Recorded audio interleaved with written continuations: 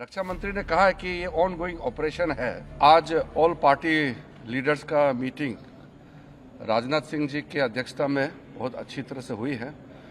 बहुत गंभीर विषय था, इसलिए सब ने गंभीरता से अपने बात को रखा है। सबसे पहले रक्षा मंत्री जी ने ऑपरेशन सिंदूर के बारे में पूरे लीडर्स को जानकारी दिया, परिस्थिति के बारे में, हालात के बारे में और सरकार का मंशा, सारे चीज़ों को लेकर के ब्रीफिंग हुआ। उसके बाद में सारे पॉलिटिकल लीडर्स ने अपने मत रखा, पार्टी का विचार को और सुझाव भी दिया है। मैं ये मानता हूं कि सारे पॉलिटिकल लीडर्स ने मैच्योरिटी दिखाया है। ऐसे वक्त में जब देश एक बहुत बड़ी चुनौती को हाथ में ले करके काम कर रहे हैं, तो इसमें राजनीति का कोई जगह नहीं है। ये हमारे पूरे पॉलिटिकल पार्टीज ने दर्शाया है और सब लीडर्स ने एक मत से हमारे सेनाओं ने जो कार्रवाई की है ऑपरेशन सिंदूर को लेकर के पूरे बधाई भी दिया और गौरव का एहसास सबको हुआ है और सबने एक जुट में कहा है कि सरकार का हर निर्णय को साथ देंगे, सेना के हर कार्रवाई को साथ देंगे और कोई इसमें विरोधाभास नहीं है। एक दो मुद्दे सुझाव भी आए हैं।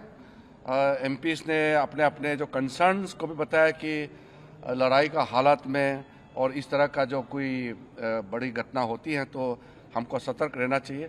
तो ये सब सुझाव भी लिया है और सब पॉलिटिकल पार्टीज ने ये चीज़ भी बताया कि पूरा देश, सिर्फ पॉलिटिकल पार्टीज ही नहीं, पूरा देश एक साथ है, ये भी सबने बताया।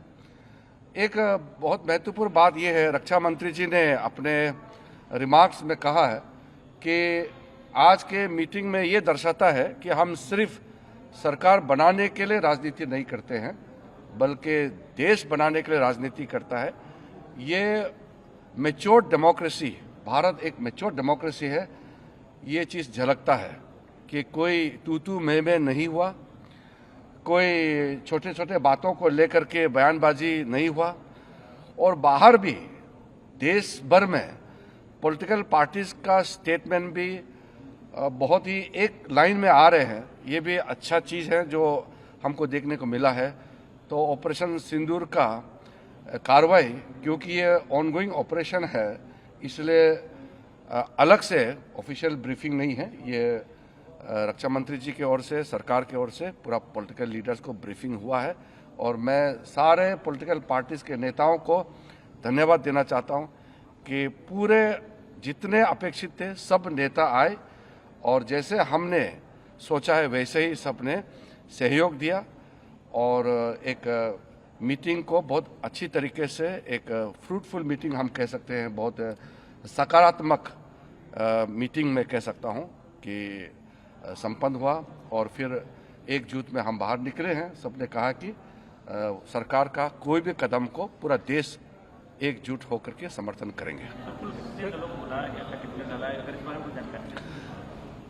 देखिए, आज तो जैसे मैंने कहा, एक ब्रॉड इंफॉर्मेशन कंसेंसस सारा पॉलिटिकल पार्टीज को एकजुट में कैसे काम करना चाहिए लोकतंत्र में और विशेष करके संसदीय परंपरा में, पार्लियामेंट्री डेमोक्रेसी में पीपल्स वॉइस होता है पॉलिटिकल पार्टीज और एमपीज।